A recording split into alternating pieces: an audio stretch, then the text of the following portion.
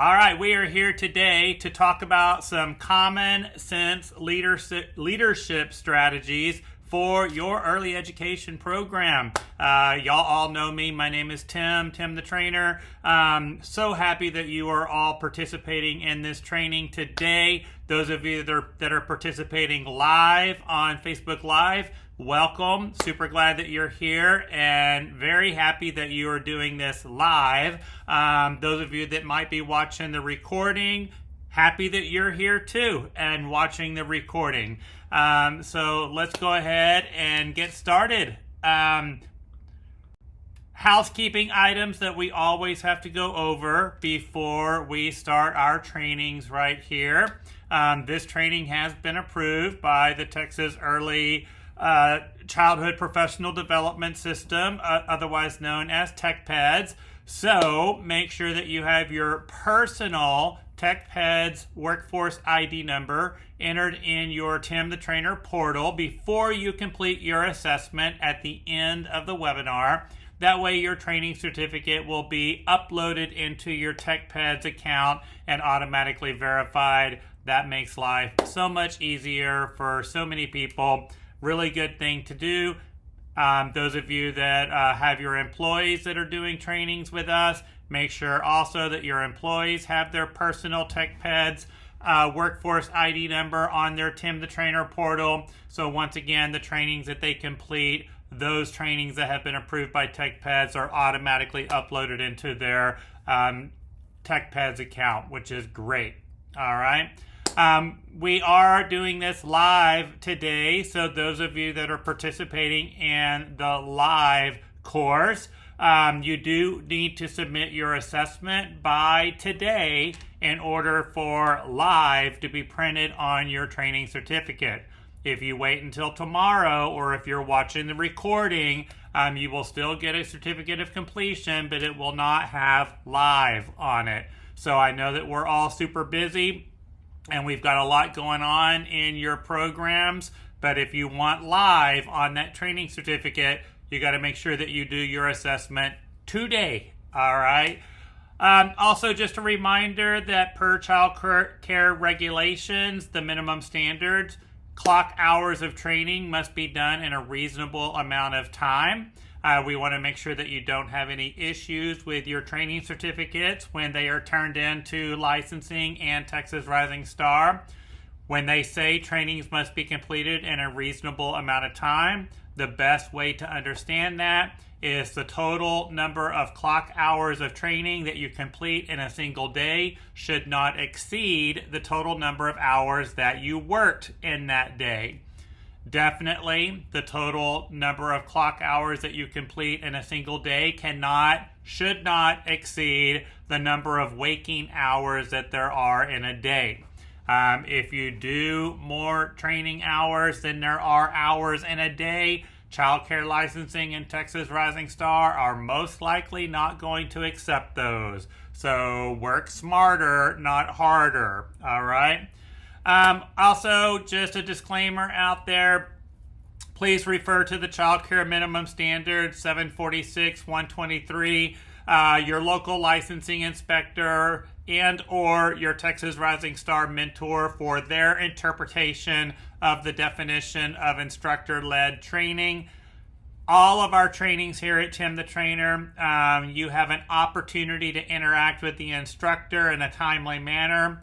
On our website, timthetrainer.com, in the upper right-hand corner, you can send us a message with any question that you have. You can email, you can call, and we can answer your questions. We can give you more information beyond the scope of the training material. We can give you additional resources, whatever is needed to help you out right there. All right. So great. Really quick, I saw a question over here about pre-service. Now, pre-service is totally different than annual training requirements.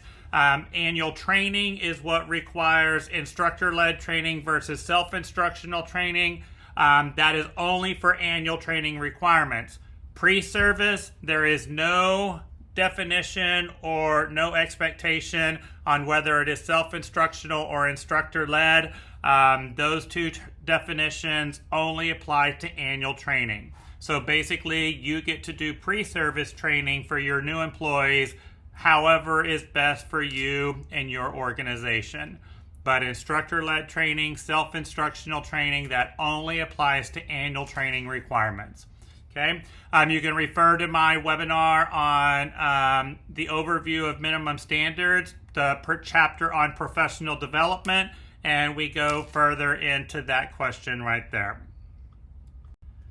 All right, our objectives for today. So when we talk about common sense leadership strategies, we're going to kind of talk a lot about the difference between management and leadership. And when do you wear each pair of shoes? All right. Sometimes we have to walk the walk as a manager, and sometimes we walk the walk as a leader. All right. And you've got to find that good balance between the two, right? What does it mean to be a manager? What does it mean to be a leader? So we'll kind of talk about the difference between those two and when each role is applicable in your operation. We're going to talk about the expectations of a leader and how important it is to be that role model to all employees and their positions. All right. So we're not just talking about being a role model, a mentor, a coach to the individual employee.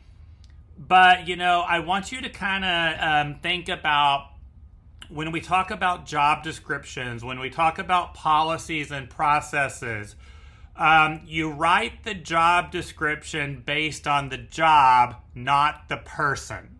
All right? So always kind of keep that in mind. You write a job description based on the job, not the person filling the job. Okay? So when we talk about being a role model and a mentor and a coach, what does it look like to be that role model for that particular position, not necessarily that particular individual? I think it's important that you're able to connect with the particular employee, but you should be modeling the position based on whoever is filling it. We'll talk more about that as we kind of move along too. And then we're going to focus on policies and processes and how to move forward and how to grow rather than blame and attack. All right. A lot of times in management, we want to go into blame and attack mode instead of focusing on the opportunity to improve a process. Okay. I see a question over here, and this popped up over on Facebook last night too. Does this training count as business hours? I'm going to refer you to the Child Care Minimum Standards because the definition of business hours is not mentioned anywhere in that book. It's a difference between management hours and caregivers hours. Management hours are defined as management techniques, leadership skills, and staff supervision. Whether you're trying to obtain a non-expiring director certificate or you're trying to get your 30 hours of annual training, the correct definition here is management techniques, leadership, and staff supervision. Those are management hours. So there's nothing in the book that mentions business hours. So y'all, it's really important for the sake of clarity that you're using the right terminology when asking particular questions or trying to understand an expectation. This is where a lot of people get very confused and start making mistakes, is that we're not speaking the right language and calling things the right words. All right. So again, whether you're trying to get a non-expiring director certificate or if you're just trying to meet your annual training requirements, the correct question is management techniques, leadership, and staff supervision. But yes, to answer your question, this is common sense leadership strategies. That's the name of the course today. So yes, it definitely counts towards management techniques, leadership, and staff supervision to help you get those appropriate hours. So, I thought it would be kind of fun to throw up the definition what is the definition of magic? And a lot of times whenever we hear the word magic, especially when it comes to media, when it comes to storytelling, fantasy, those type of arenas, magic is the use of means believed to have supernatural powers over natural forces. It's like that superhero mentality, right? But for this particular training, let's look at a more realistic and logical definition of magic. And the more realistic and logical definition is that extraordinary power or influence seemingly from a supernatural source. All right? So that extraordinary power or influence, that's the role of the leader, right? That is your job. That is your expectation right there, is to have that extraordinary power or influence that seems like it comes from a supernatural source. Okay? So that's what these common sense leadership strategies are going to be all about right here. And I want you to look at the word power differently as well. Power is not like having strength or stronger than someone else or authority over somebody else. That's not what we're talking about. Power is that ability to push through adversity, right? To encourage, to support, to be able to see the world from other people's point of view. It's kind of that higher level of thinking and higher level of believing, right? That's what we're referring to when we talk about power, And it was funny because whenever I was putting this particular training on the calendar, and I originally wrote this training in 2019, and I adapted this from several different books that I had read, probably 10 years ago. And I decided to pull this back out, fresh it up, and do it again, 6 years later. But we were talking, I was with a group of individuals, and we were talking about how, sometimes being a director of a program, we just make things happen. And it's like pulling a rabbit out of the hat. For example, the conversation was being short-staffed and scheduling. And one thing I have learned in my 38 years of experience working in licensed childcare is, we always make it work. Somehow, some way, we always figure it out and we always make it work. And it is kind of magical sometimes. And I bet all of you have been in that situation where you pulled something out of the hat and you made the day work, right? And you're like, at the end of the day, you're like, I don't know how I did that, But somehow we made it work. We pulled together as a team. We supported each other. We did what had to be done. We kept the children safe, and we did it, right?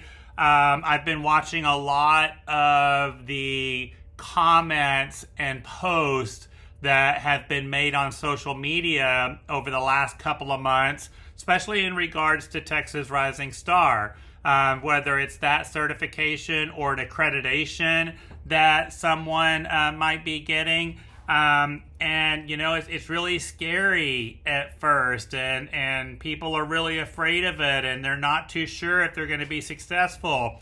And then, fast forward 9, 12, 18 months later, boom, you did it, and you're a 4-star program. Y'all, that's that supernatural force that we're talking about. We've got this. We've got this. And that kind of leads me to the next definition. When we talk about grit, right? I think grit is going to be our one word for 2026. Like, everything is leading up to grit being our one word for 2026.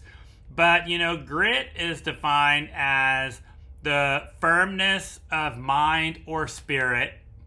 So continuing to believe, continuing to be optimistic. But, I talk a lot about knowing.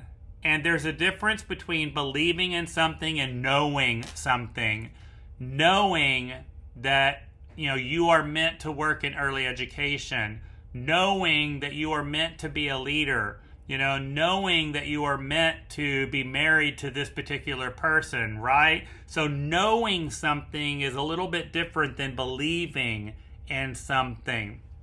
And, just knowing that this transition that we're going through right now in our industry, we're going to get through this and we're going to come out on a positive side. All right. So grit, again, is something that we all need to keep in the palm of our hands right now. It's that unyielding courage in the face of hardship or danger, right? These last 10 years have been like a roller coaster. Absolutely a roller coaster. Y'all, we're just on that uphill, okay? And we're going to be, or downhill, however you want to look at it. But with grit and determination and focus and continuing to do what is best for the children, do what is best for your school family, we're going to be okay, y'all. We're going to be okay. I love this quote right here. It's not the magic that makes it work. It's the way we work that makes the magic. All right? And I love that right there. Hopefully a lot of you were able to participate in my training on Columbus Day. We did the power of the positive teacher. If you or your teachers were not able to participate in that training, it is recorded and it's available on our website for you. But, at the end of that, I kind of do this little thing about just showing up. And just showing up, doing the work, doing the right thing. And when you just show up, okay, you're going to be glad that you did. And when I say, just showing up, that means being there physically, mentally, emotionally, okay, with heart, right? And that's what makes it work. So as the leader of your program, okay, this is something that we need to be consciously aware of every single day. How do we show up? All right? What is the way that we work?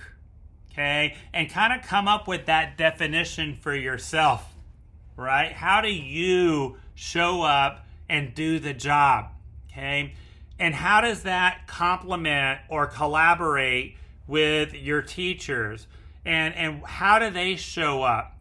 And how do they work, right? What is the motivation behind the work that we do? That's what makes it magical right there. And I encourage all of you to have conversations about this, okay?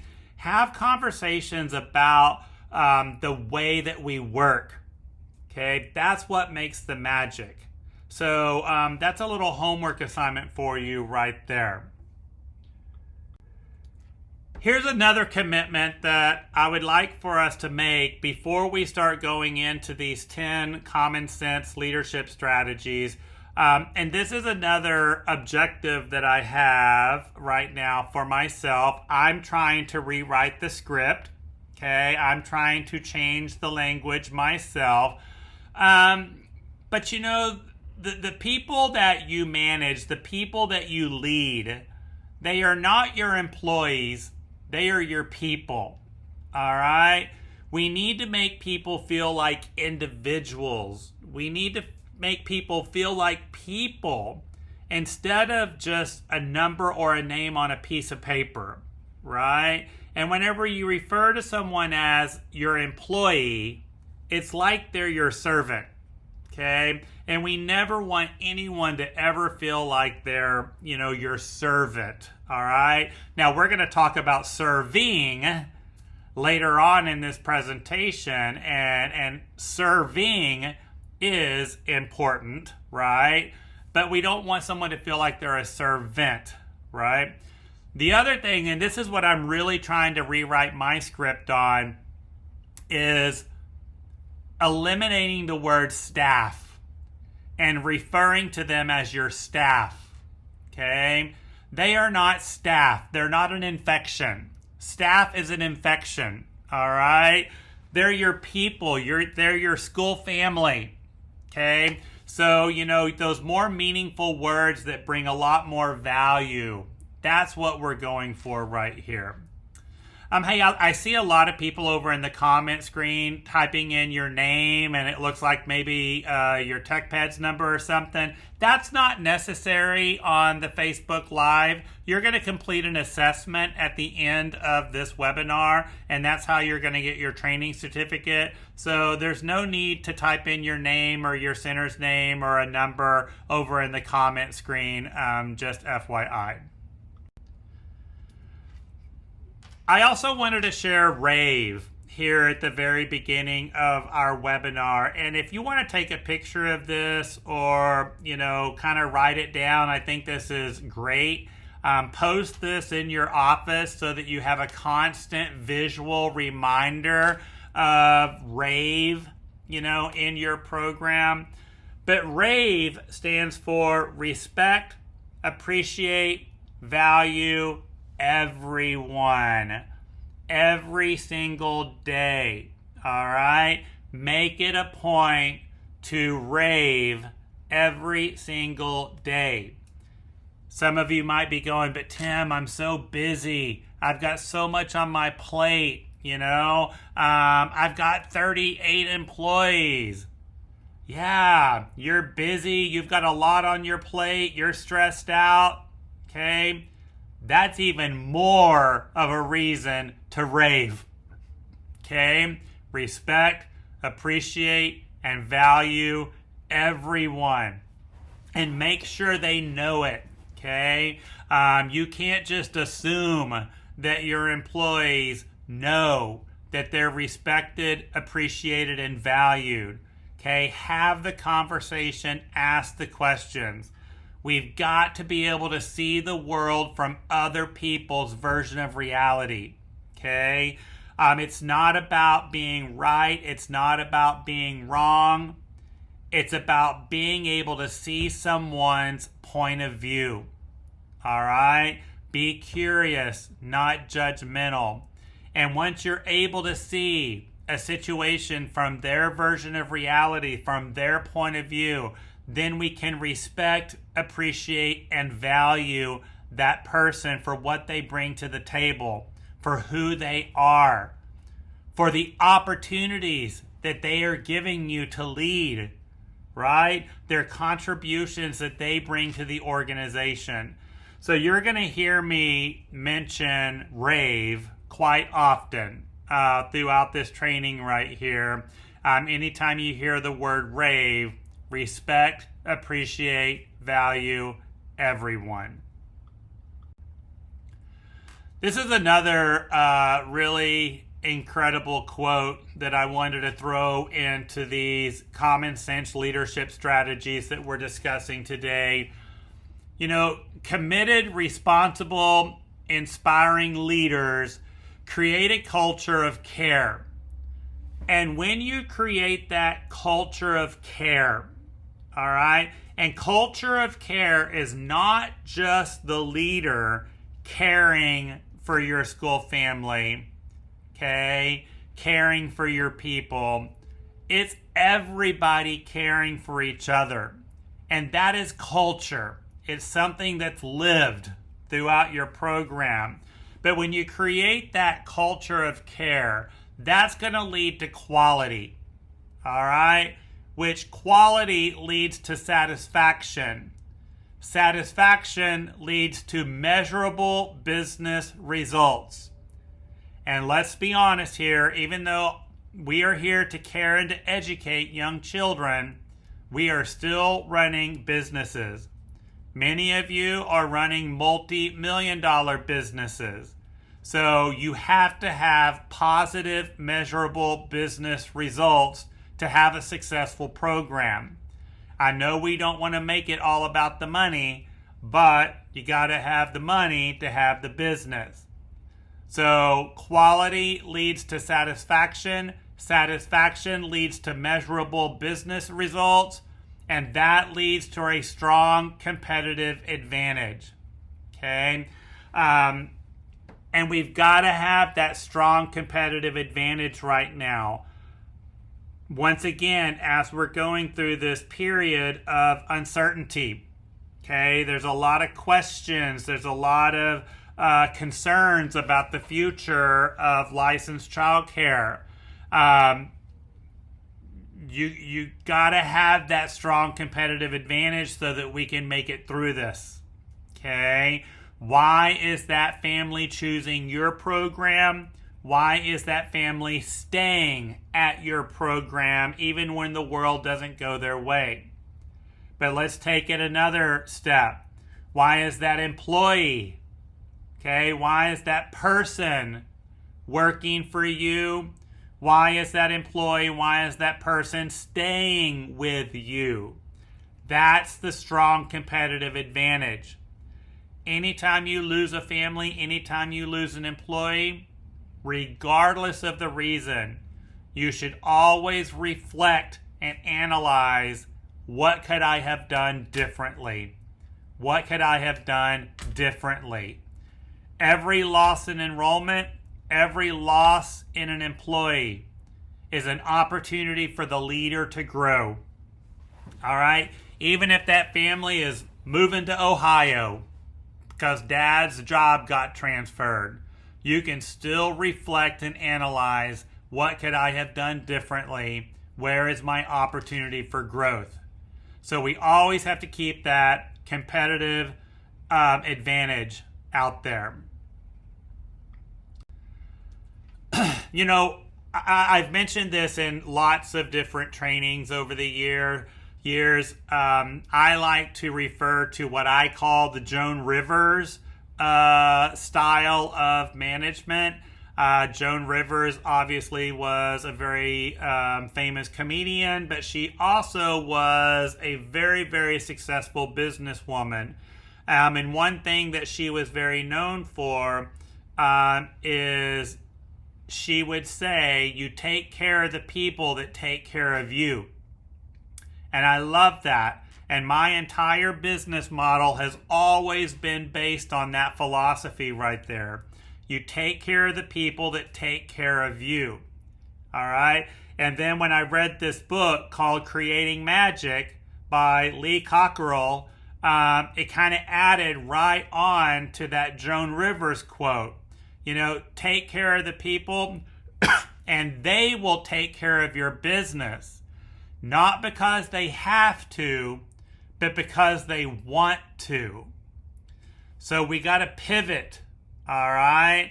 Instead of focusing on things that we have to do, we want to pivot to things that we get to do, all right? I don't have to go to work. I get to go to work. I don't have to cook dinner for the family tonight. I get to cook dinner for my family tonight, right? So pivoting from that have to get to. And when you create that culture, okay, when you care for your people and you take care of your people, they will take care of your business, not because they have to, because they get to and they want to, right? And when I say take care of your people, I'm not saying spoil them rotten, all right? Although I'm a big fan of that too, right? But you take care of them by setting expectations, knowing your policies, knowing your processes, holding them accountable, having that tough love, creating an environment that they want to work in, right? Being fair and consistent. Then celebrate as often as possible, right? Celebrate them as a group and individually as often as possible. So, sometimes people get the wrong idea when we say take care of your people, because there's several layers to that. And believe it or not, policies, processes, and accountability is part of taking care of them. Okay? They're going to respect you so much more for that. Here's a little bit more clarification before we get to the 10 common sense leadership strategies that I wanted to share with you today. You know that old saying, the customer's always right? Yeah, that's a big pile of BS right there, y'all. That's old school management, all right? The customer always comes first. Nope, we're going to move past that too, okay? The customer doesn't come first. Leadership comes first. And when we talk about being a leader of a program, you're not just leading your employees, your people, you're also leading your customers. And y'all, that's where the big difference is. And I see this so much when I do trainings, my 5-day director credential course that I've been teaching for almost 20 years now, when I do coaching and consulting, when I go out to conferences and I speak. Y'all, this is the difference between program A and program B. Are the customers leading the manager, or is the leader leading the customers? All right? This is one of my golden rules that y'all have heard me say so many times. Okay? Your customers don't run your business, you do. Your employees don't run your business, you do. All right? Leadership also entails leading your customers, right? And so all of this is applicable to both sides of your expectations, your employees, your people, and your customers, who are also your people. All right, well, let's go ahead and move on into our 10 common sense leadership strategies. So strategy number 1 is all about inclusion. All right? It's all about bringing your school family together. Everybody is important. It's that rave. Respect, appreciate, value everyone.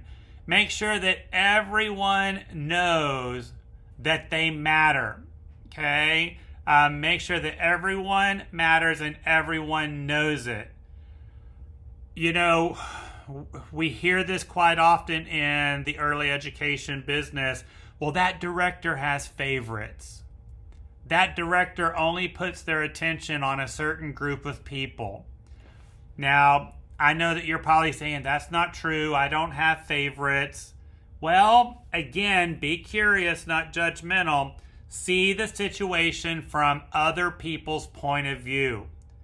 That person that is saying that director has favorites, it's probably because that person is not getting the equal amount of attention. Okay? Now, it might be that this group over here is perceived as quote-unquote favorites, but in reality, it's because you're having to spend more time mentoring and coaching them. All right? And you're like, they're not favorites. I'm over here mentoring and coaching them because they're on the struggle bus, or there are additional skills that they need to practice, and I have to practice those skills with them. That makes sense, right? That makes sense.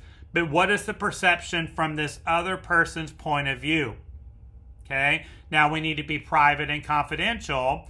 I can't come over here and just say, hey, Veronica, I know it seems like I'm spending a lot of time with Sarah and Michelle, all right, but I'm having to coach and mentor them more. Okay, we don't want to breach privacy or confidentiality, but at least make that contact with them.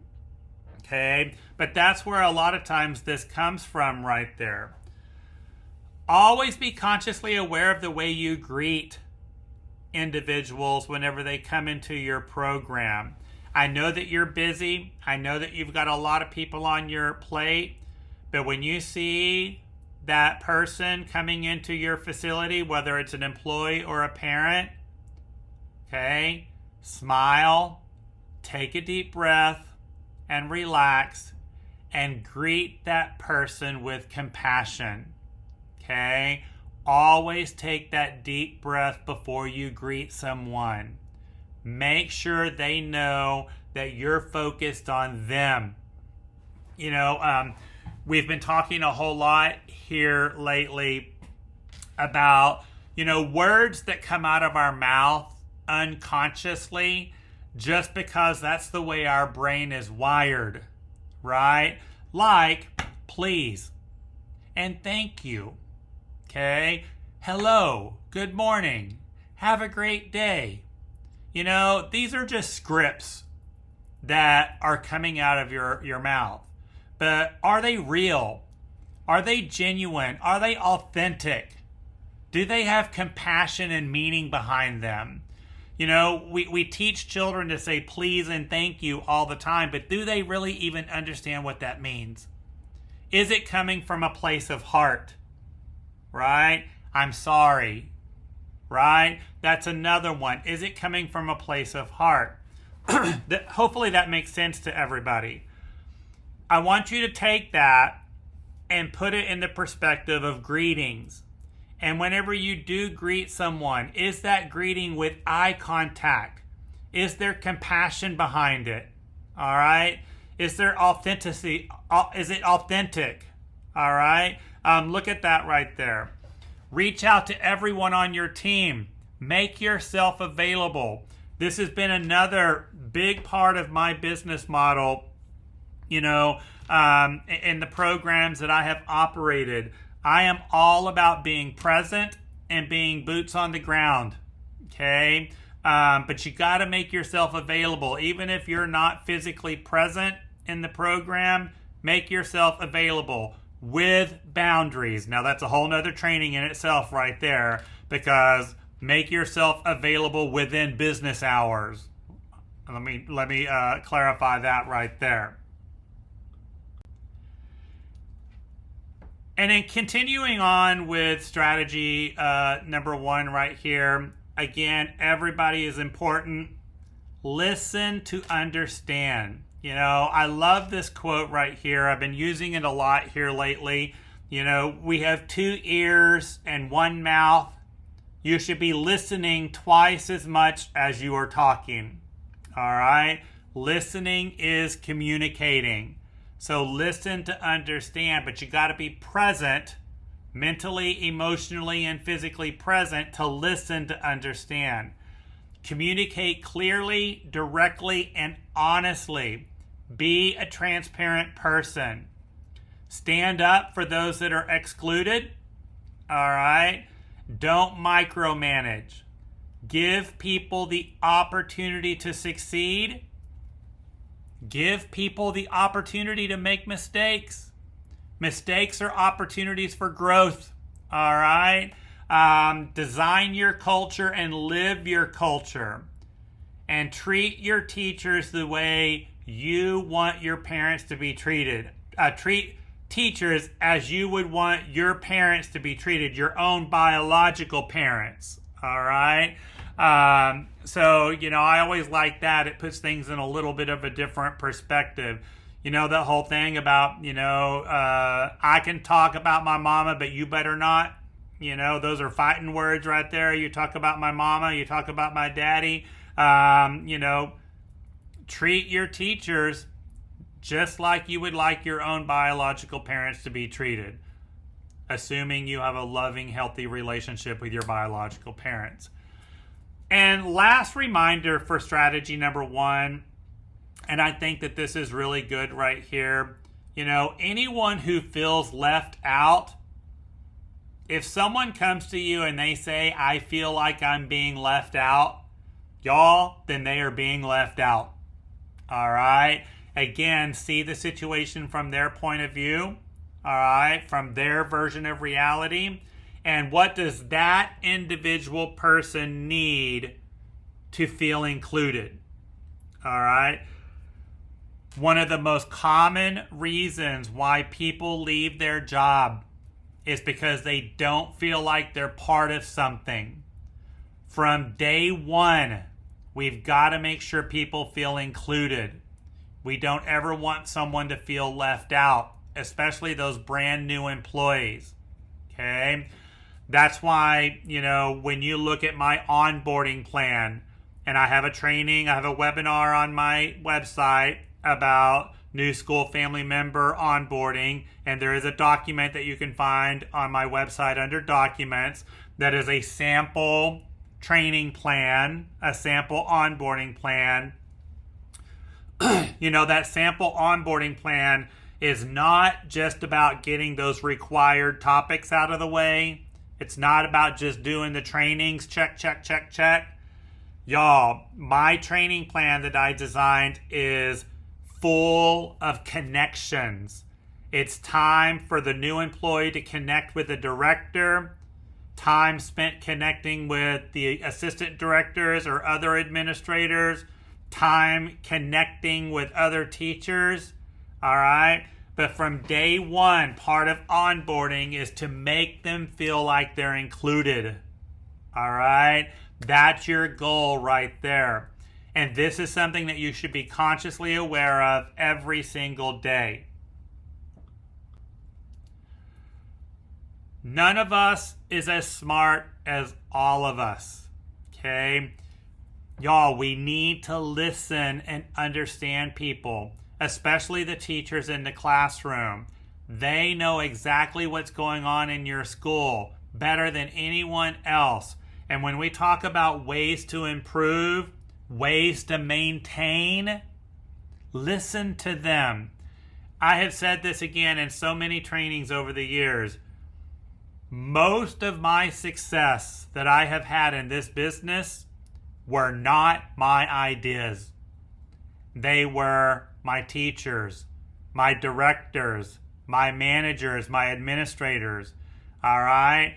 Because no one is smarter than anyone else. But together, man, we can rock the world. All right? So listen, collaborate, brainstorm. All right? And constantly be thirsty and humble to improve. All right? And that's what it's all about right there. It's that constant seeking, how can we improve? And we do that together. So that's going to lead us to strategy number 2. All right? Now, what we want to keep in mind with strategy number 2, as the leader of the organization, you are always responsible for the outcome. Let's say that again, because that's a big one. As the leader, you are always responsible for the outcome. Something that I have said in many other trainings before.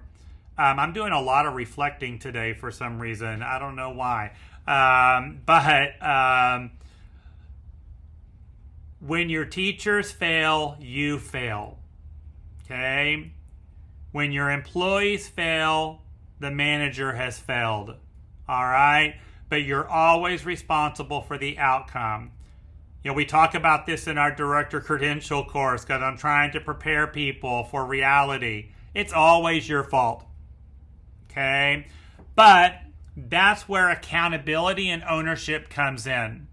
Okay? Accountability and ownership. And if we want to tie in some minimum standards to this topic right here, it is your responsibility as the director to always know what your employees are doing and ensuring that they are fulfilling their job assignment. Okay? That sentence alone, under director responsibilities, okay, you're always responsible for the outcome. Break the mold with strategy number 2. Be clear who is responsible for what. This has been a huge characteristic now for the last 2 generations. Okay, the current generation of workforce that we're bringing in, and the previous generation of workforce. Okay, so they're piggybacking off of this one. People want clearly defined lanes. They need to know exactly what they're responsible for, but they also need to know exactly what this person is responsible for. We say this so often. The 2 most critical documents in your business: your job descriptions and your personnel policies and parent policies. All right? But have those clearly defined expectations. Remember that responsibility and authority, they go hand in hand.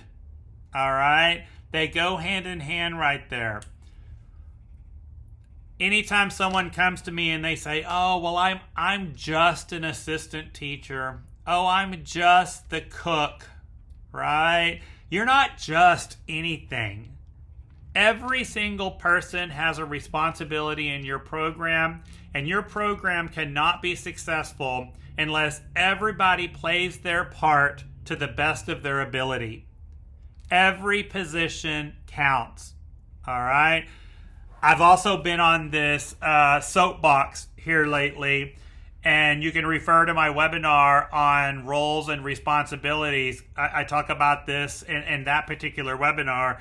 But, I want y'all to start using a different word when you're calling someone a floater. All right?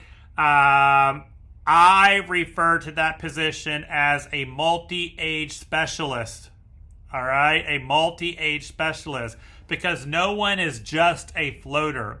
In my opinion, the strongest teachers in your facility is that quote-unquote floater multi-age specialist person, because that role, that's a huge responsibility. They've got to know developmentally appropriate practices for all age groups. They've got to know age-appropriate activities for every age group. They've got to have meaningful connections with every single child in the building, not just one class. They have to have the ability to adapt and work with every single person in the building. Y'all, that's a lot of skills. That's a huge amount of skills. So I like to refer to them as a multi-age specialist. Very important position. All right. Anyone can take responsibility for change. Everyone should take responsibility for change. All right. And if you want to pivot to the positive on this one, anyone can take responsibility for transformation. Everyone can take responsibility for transformation and having that culture of transformation. Be prepared to take risk. Sometimes we have to do things that are a little scary, but that's how we learn. That's how we grow. And once again, we want to create that culture, not just the leader, but everyone in your facility. Are you going to have resistance from time to time? Sure. We have a lot of people that get stuck in their ways. We have a lot of people that are very stubborn. They don't like change. They don't like to do things differently. Yes, but that's where your magic, your supernatural influence is going to come in. You've got to be that role model. You've got to create that influence to transform. And I love this right here too, is you're not ever really done. All right. As soon as you reach this benchmark, there's another benchmark coming. And then we reach this benchmark, and then we move on to the next one. And sometimes those benchmarks are not by choice, right? A lot of you are going through Texas Rising Star right now, whether you're in self-study or you're waiting on assessment. And, that might not have been something on your radar 10 years ago. But now you have to participate in this process, right? So who knows what might be coming next? Okay? Who knows what might be coming next? And I like to put this in the policy manual. I included this in our policy manual probably about 7 or 8 years ago. Part of your salary is to give your opinion. Okay? We want our employees to help us grow. We want our people to give their opinions on how we can do things better. Just because you created a policy or process doesn't mean there's not something better out there. Okay? And we can constantly have that culture for improvement. This is kind of some life coaching quotes that are right here. I know that we're here on this webinar today for business and career growth, but this kind of goes into life coaching also. And this is a hard one, and you can spend a lot of time reflecting on this particular slide. There are only two kinds of decisions in life: those that are reversible and those that aren't. All right? Now, if you wanted to put this on a sheet of paper, and again, when we go back to life coaching, you can kind of make a T-chart right here, and you kind of reflect on decisions that you have made in your life. And then you have a column on the left on those decisions that are reversible. And then a column on the right, those decisions that aren't. And you start listing them out. Okay? Well, what you're going to find is that you're going to have a lot more reversible decisions than those that aren't. Okay? And then whenever you list out those decisions that are not reversible, are they? All right? Or can you look at those irreversible decisions as opportunities for growth, opportunities for improvement? And while you may have made this decision that you're perceiving as irreversible, was that decision in return a lesson? All right. So where is the lesson from that decision that can't be reversed? And do you have the willingness and the ability to see the lesson that is being offered to you with that decision that cannot be reversed? All right. So, that's a really good activity that personally you can participate in right there. So moving on to strategy number 3. Okay. This quote right here came from the National Bureau of Statistics, and I kind of had a hard time believing this one to be true. But an estimated 40% of resumes are said to contain exaggerations. 40% of resumes are said to contain exaggerations, whether it's experience, education, salary. All right? And where I'm saying I have a hard time believing that this is true, I think the number is higher. All right, I believe it to be higher right there. So what we're trying to say right here is that while that information that's on that resume is important for you to look at and consider, it should not be the base. All right, you're going to have to dig a little bit deeper into a person's skill set. You're going to have to dig a little bit deeper into someone's value. Right? And make your people your brand. Okay? Don't just go off of what is in writing on that resume. An activity that I like to do with directors, especially when you're having to hire some new people for your school, before you start interviewing for a particular position, define what the perfect candidate would look like. All right. So here it is today, October 21st, 2025, and I need a lead 3-year-old teacher for the 17 students that I currently have enrolled in that particular classroom. So for the 17 students that I have enrolled today, all right, on October 21st, 2025, what does the perfect candidate look like for that particular position? And define that perfect candidate. And do this before you start interviewing. Okay? That's going to get your mind focused on who is going to be the best person for that particular position at this time. Okay? It goes back to the power of attention. What we focus on, we get more of. All right? The laws of attraction. All right? So if I put on paper, this is the perfect candidate for this position, and that's what I focus on, it's what you're more likely to get.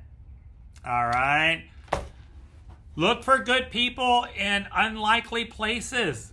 You know, I'm a big fan of hiring people with no experience. When you hire someone with no experience, you get to train and coach them the way you want them to be trained and coached. They also don't come to you with bad habits or impressions, right, of how things should be in your program. So, you know, I have hired people that were cashiers at Target, and I was checking out at Target, and I really liked the cashier's personality and the energy that they had. And hey, have you ever thought about working with young children? Here's my business card. Be ethical, be professional, right? But, you know, waitresses, you know, I've hired waitresses before, you know, these type of things. I can train knowledge. We can practice and coach skills. As long as they have the ability and they've got the right attitude and the right energy, we can create that success. Okay? So, you know, a lot of people talk about their frustrations with Indeed and Care.com and some of these other recruiting platforms, and all of those are really great resources for you. But don't let that be the only place that you look for talent. All right? Always keep your eyes open right there. Involve your team in the selection process. Now, make sure that they are properly trained on interviewing techniques. We don't want them to say or ask questions that they shouldn't. But whether it's observations, working interviews, make sure you take my class on Texas payday law before you start doing any of that. You know, but how can we make them part of the selection process? That's going to give them some ownership. All right, it's going to start building that connection right there. Select by talent, not by resume, especially if 40% plus is exaggerated. This is another, you know, something that I have kept close to my heart for a really long time. Hire people who are smarter and more talented than you. Always hire people who are smarter and more talented than you. The people that you surround yourself with is a reflection of you. All right? So how do you want people to perceive you? It's based on those that you surround yourself with. Okay? I just was listening to a podcast yesterday, and it talked about the 5 people that you spend most of your time with. The 5 people that you spend most of your time with is how your core is defined. You know? So then, of course, I'm sitting here starting to think about what 5 people do I spend most of my time with, right? And that's something to always think about. So, whether it's at work or at home or in your social life, the people that you surround yourself with, what are your standards? Okay? This kind of goes back to another one of my golden rules. Never hire out of desperation. Okay? You might be short-staffed today, you'll survive. Okay, we can continue to be short-staffed until we have the right person come in. But what is your standard? Okay. Moving on with strategy number 3. The leader's job is to do what needs to be done, when it has to be done, in a way that it should be done. Whether you like it or not, okay, whether they like it or not. And sometimes the leader of the program, we have to make decisions that are not popular decisions, but they are decisions that have to be made. And sometimes we have to say, this is the process. Okay? Doesn't mean they have to like it. All right? And I talk about this in my director credential class quite often too. Okay? Would you rather be liked or would you rather be respected? Okay? They're not always going to like you. Okay? Once you become a manager, once you become a leader, you need to be prepared. People are going to call you ugly names. They're going to talk about you behind your back. The more successful you become, the more critics you have. You've got to be ready for that. But you do what needs to be done when it has to be done in a way that it should be done, whether they like it or not. Okay? You're creating the model. You're creating the standard. Make your people your brand. Nowadays, don't just go off of the job resume. Check out candidates personally. We have social media for that, right? And this has been something that we've been practicing for a long time now.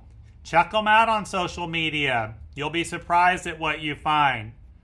Find out what really matters to your applicants. When you're interviewing them, ask these questions. During a job interview, ask them to demonstrate their expertise. Do some role playing. And you don't necessarily have to be in a classroom to do this. Okay, I'm going to be a 3-year-old and you're going to be the teacher. Okay, show me how you would handle this situation. And do some role playing. Select the best candidate, not the best one available. All right, if you interview 5 people and none of them meet your expectations, then you move on to the next 5. I have always believed that the right person will come when they're supposed to come. Look for people to nurture and promote. You should always be looking for your replacement. You should always have someone in your school that's ready to take your job tomorrow. And don't be intimidated by that. Okay? But, look for those people that have growth potential. And it doesn't mean that everyone is going to be a director someday. I've hired a lot of people that being a lead teacher or being an assistant teacher, that's their comfort zone, that's their wheelhouse, and that's okay. That is totally okay. We can still find other ways for them to grow. Constantly evaluate that performance. Okay, don't just wait till the annual performance review. This is constant. Recognize when the job doesn't fit the talent. I can sit here and tell you lots of stories about people that I hired to work in an infant room and then quickly realized they were not infant teacher material. But they turned out to be incredible 3-year-old teachers. Sometimes we have to see the talent that they don't see. And when we talk about recognizing when the job doesn't fit the talent, this is kind of ongoing. They may start off working out really well in a particular age group, but as time moves along, their talent no longer fits the position. We've talked a lot over the last couple of years about how the children in the classroom in 2025 are very, very different than the children that we had in the classroom in 2019. Okay, and a lot of you agree with that. Well, guess what? That means that the skill set that the teacher had in 2019 is going to be very different than the skill set now. So that talent may not fit the job anymore. And that's something that we have to look at. Terminate quickly and kindly. All right, we don't want to keep a toxic person in our program. The longer you keep them, the more at risk you are. And then don't lose touch with those that you lose. You never know when they might be ready to come back. So here on the screen, and you can take a picture of this if you would like, is just a sample employee excellence survey. All right. And this is a survey that you can give to your employees. And I like it when you do it through a Jot form or a Survey Monkey or a Wufoo, whatever platform works best for you. There's so many of them nowadays. But let your employees fill this out in a confidential and discreet manner. Okay. It's not about who's filling it out. Remember, it's about their version of reality. But kind of ask these questions. Do your employees trust the other people in the school? Do your employees receive the training they need to do their job well? All right. Do their coworkers value different points of view? Does the director deal with me in a truthful manner? All right. And et cetera, et cetera. But get that feedback. Now, when you do these type of surveys, once again, it's not about trying to figure out who wrote this and why. Okay?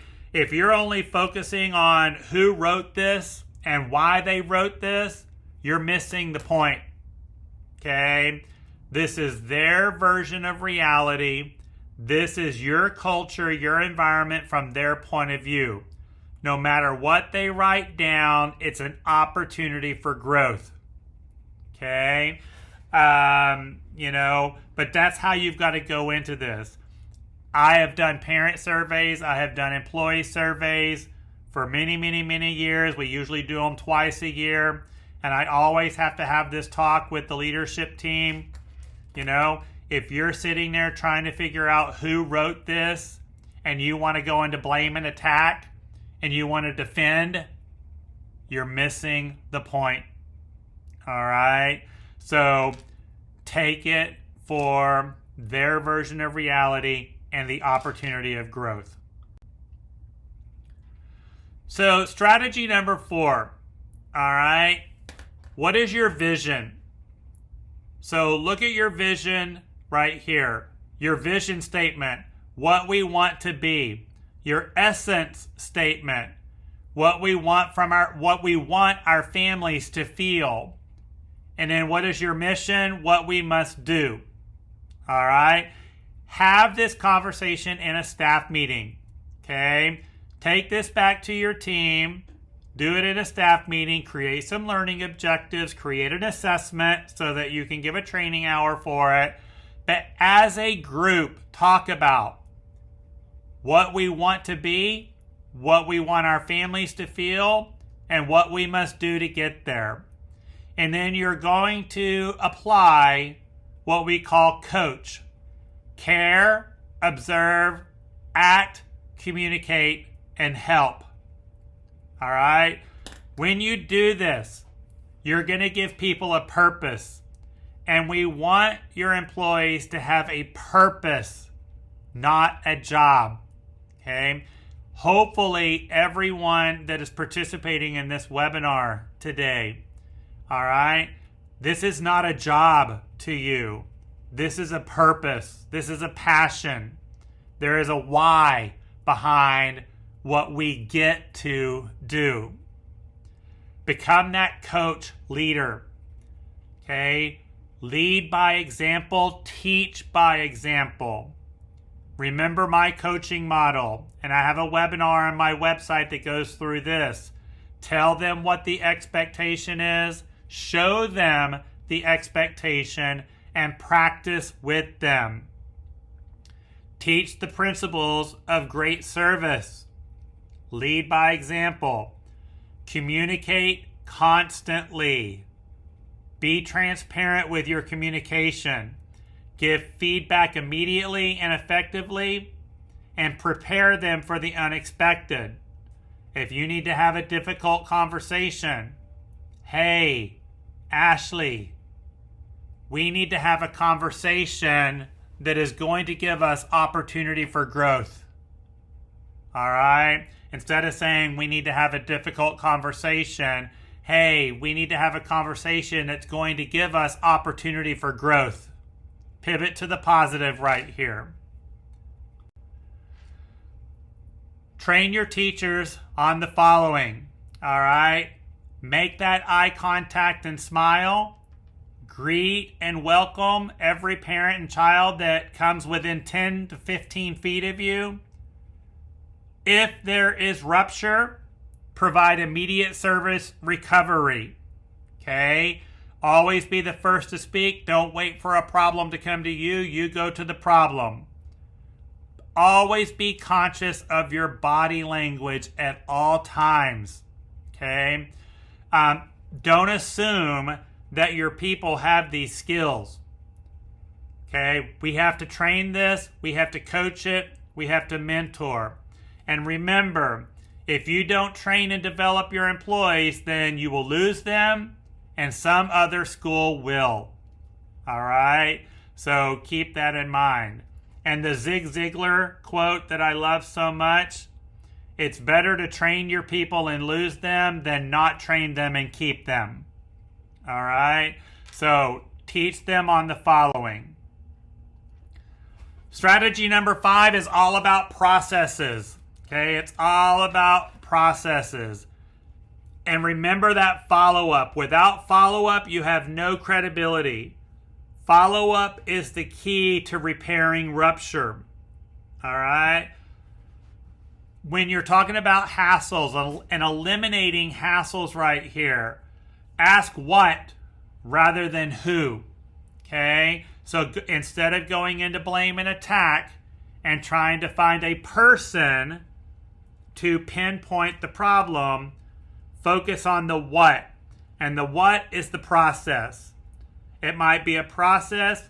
It might be a policy or procedure that's not in place. Not only are we going to listen to our employees, but you listen to the parents too.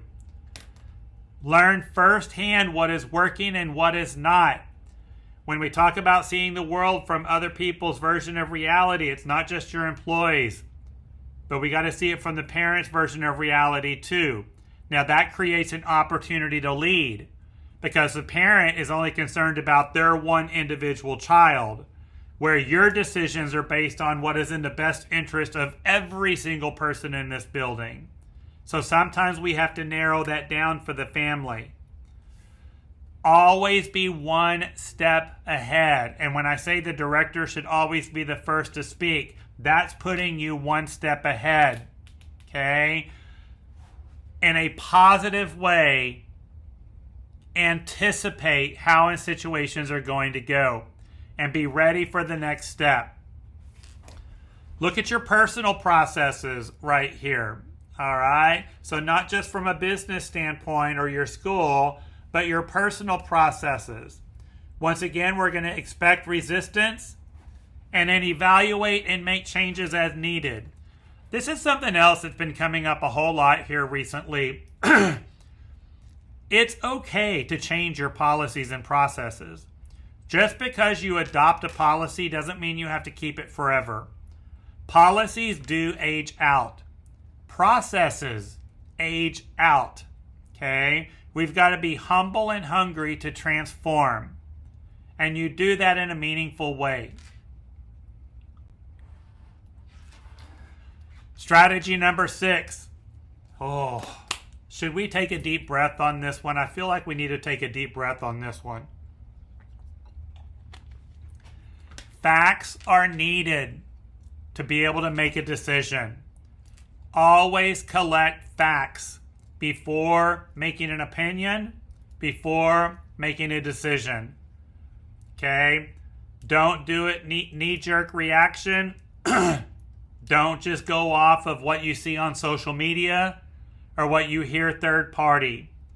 Collect the facts before creating those opinions or making those decisions. Learn the truth. Get out and about routinely. Now, this is another reason why my style of leadership, you have to be present. Okay, mentally, emotionally, and physically present. You've got to be boots on the ground. To be able to learn the truth, to be able to collect the facts, you got to be out and about. You got to be in your program, in and out of your classrooms, engaging with your people, engaging with your customers, pulling together small groups, okay? Different like-minded individuals that can give different opinions. Create that felt sense of safety for everybody in your program. When people feel safe, they're going to be more likely to give you their honest opinion.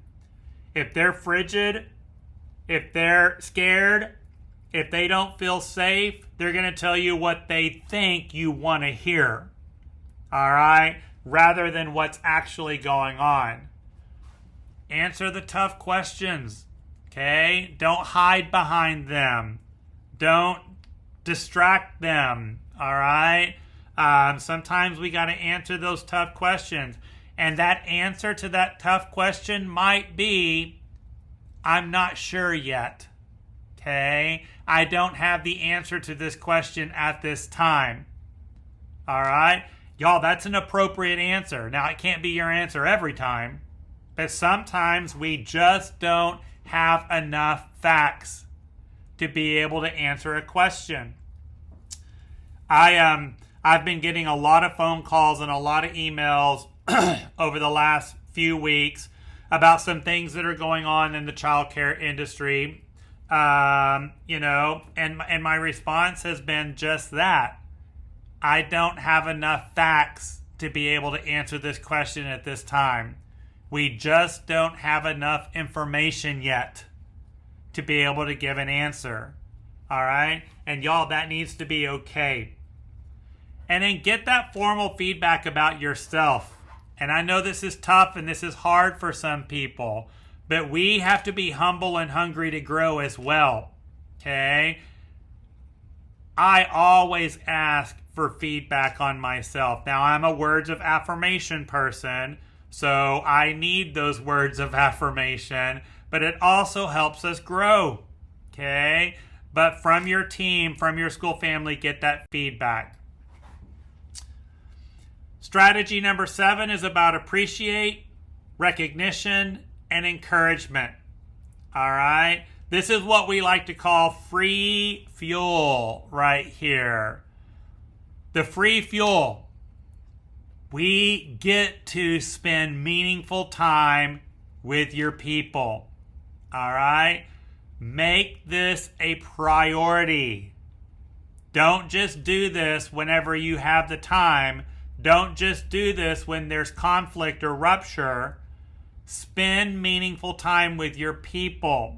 All right? And if you can somehow do it away from the school in a professional manner, I think that's even better. All right? That way they don't feel like they're at work.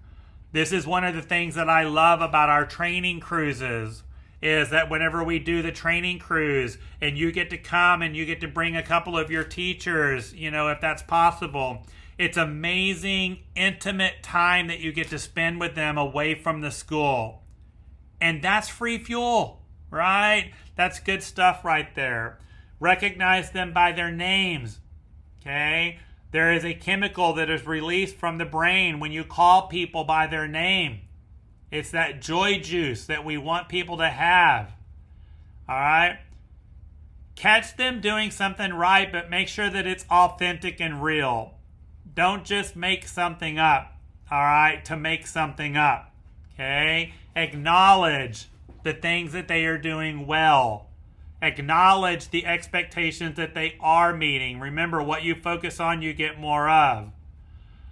Another big characteristic of today's generation, it's not just about them, it's about them. All right? Include their families, and family is not always blood. It could be their chosen family. It could be their furry families, right? But include their families in recognition. Okay? Make R a natural part of your routine, and that is that appreciation, recognition, and encouragement. And this is one I have to practice a lot, y'all. Watch your language. I know that I can be a very sarcastic person. Humor and sarcasm is my defense mechanism. I know that. It's something that I'm working on. But when you're mentoring and growing your people, there is a time and place for that. All right?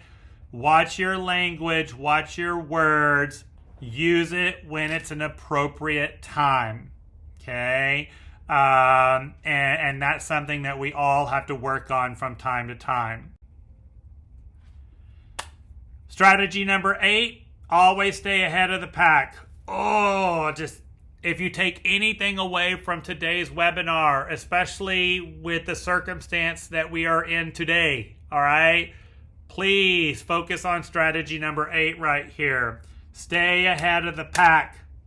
Know what's going on in your area. Know what other schools are doing in your area. Okay? Be just that knowledgeable sponge. Not just what other centers are doing in your area, but around the state of Texas, around the country. Okay? And there are so many different platforms now that you can stay informed. Check your resources, because especially on social media, there's some of these groups that don't be following their lead, okay? But stay informed right there. We talk a lot about what some of the major players are doing, some of the big, large childcare organizations that have hundreds of centers around the United States. It's important to stay up to date on what these folks are doing, all right? Because they're setting trends, and we have to be aware of that, okay? The question was, what do I mean by the make right here? I'll come back to that, okay? I can't go backwards on my slide or it'll mess up the recording right here. Study your customer base too. Go onto your city or county's website and look at your demographics. Are your neighborhoods aging out? Are there not any new families coming into your neighborhood? You may have to change your business model based on that. Also, looking at the demographics of your customers is going to tell you the needs of the customers right here. All right? So keep that in mind right there.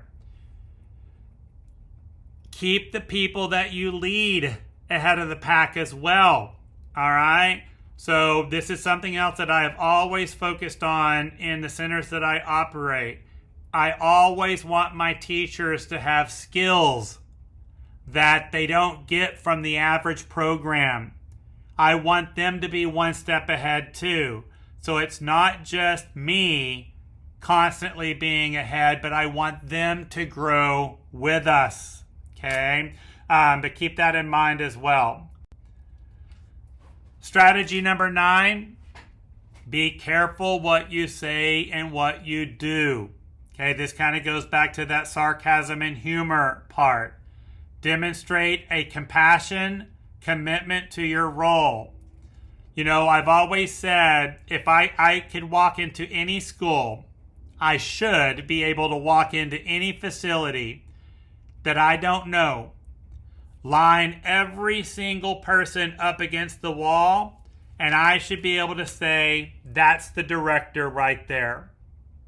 Without knowing you, without knowing anyone's positions, nothing. I should be able to line people up and say, that's the director. Okay? I should know from the passion, the energy, and the confidence that you bring to your role. All right?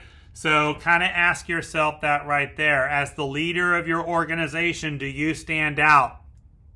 Okay? We got to do what it takes to get the job done. Now, let me clarify that one. Do what it takes to get the job done. That does not mean working 12 hours a day. All right?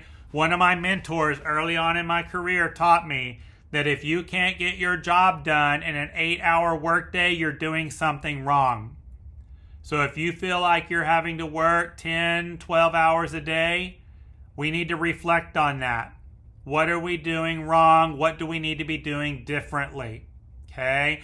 So when I say do what it takes to get the job done, this is part of getting the job done, is getting it done in an efficient way.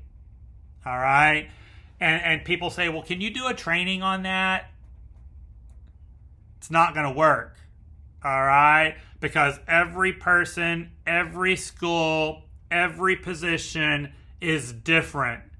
If I were to do a training on efficiency, it would have to be a one-on-one training on site to be able to give those tips and techniques. All right? Because there's no cookie cutter approach to this. The way, one person has to work to get it done is going to be totally different than how another person has to work to get it done. All right? Set those high standards. Make those high standards your expectation. Now this kind of goes back to taking care of your people. And when you take care of your people will take care of your business. All right?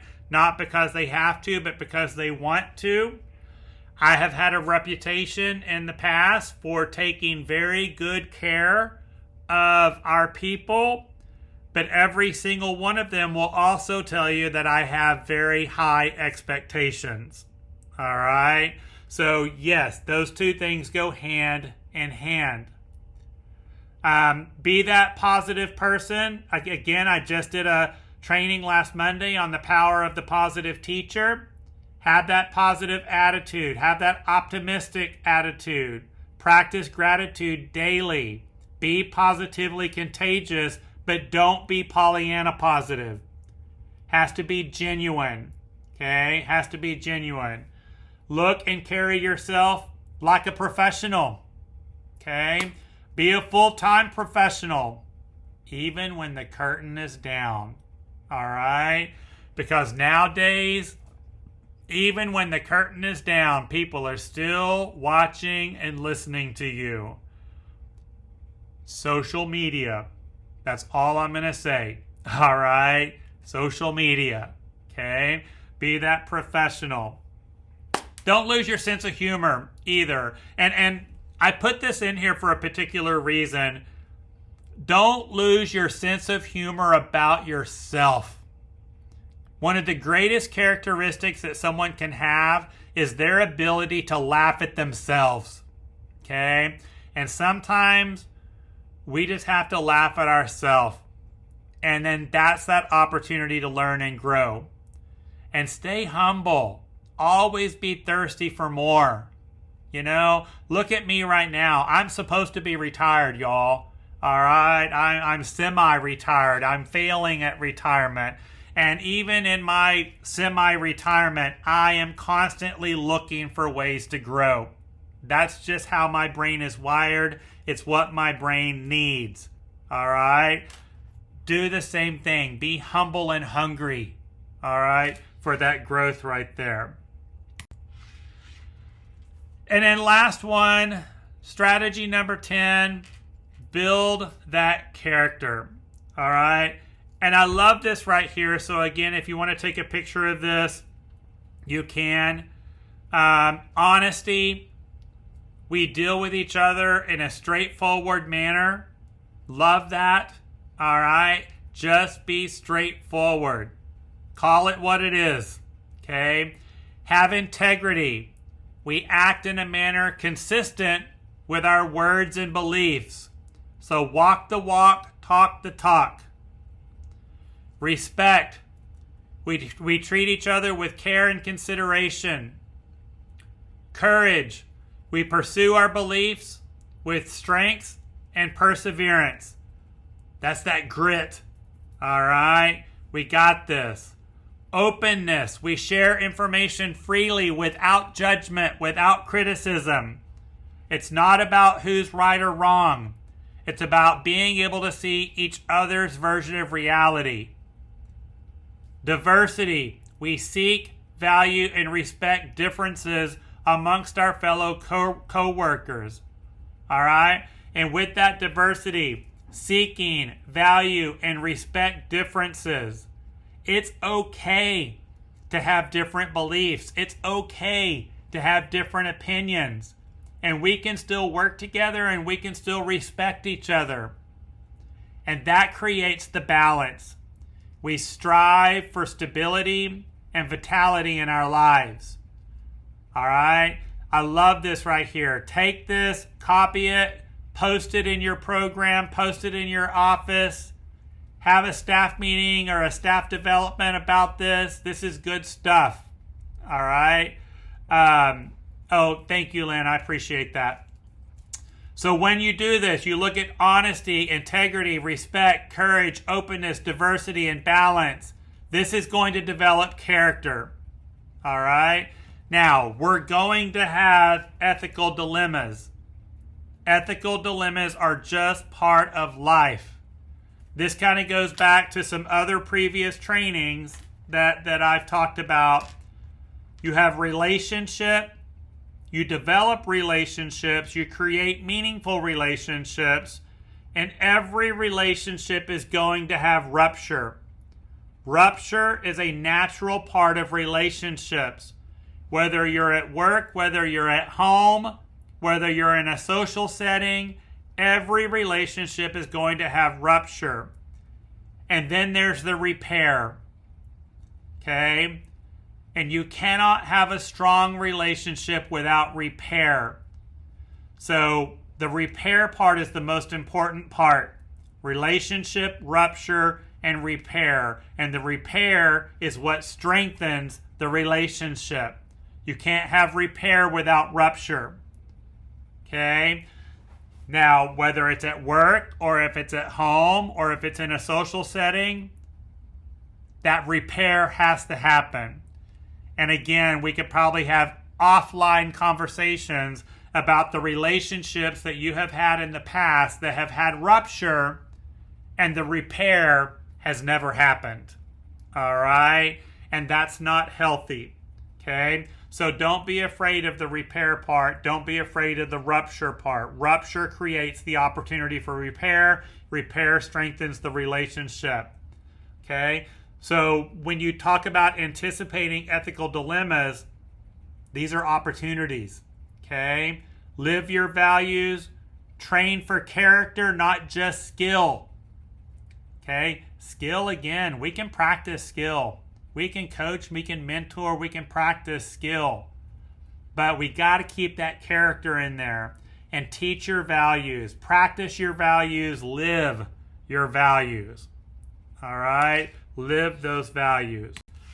All right. So that was a lot of information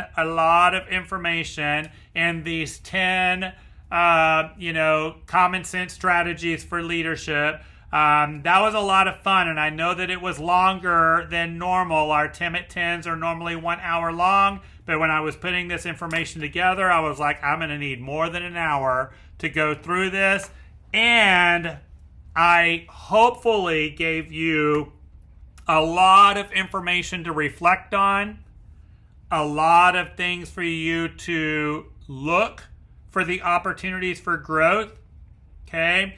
I gave you a lot of information to take back to your school family and have conversations together to collaborate to grow. All right? So there's a lot of homework in here for you. We're going to go ahead and post the link for you to do your assessment. Those of you that are needing your certificate of completion. Now today is going to be 2 hours. of live training for those of you that are participating live. So 2 clock hours of live instructor-led training. If you're watching the recording, then you can still do your assessment for 2 clock hours of training, but it won't have live. So there you go. Remember, you can always message me on our website. You can call me. You can email me any questions that you have about today's material. If you need more information beyond the scope of what we talked about today, you can reach out to me. You can always call me. All of that, those options are always available to you.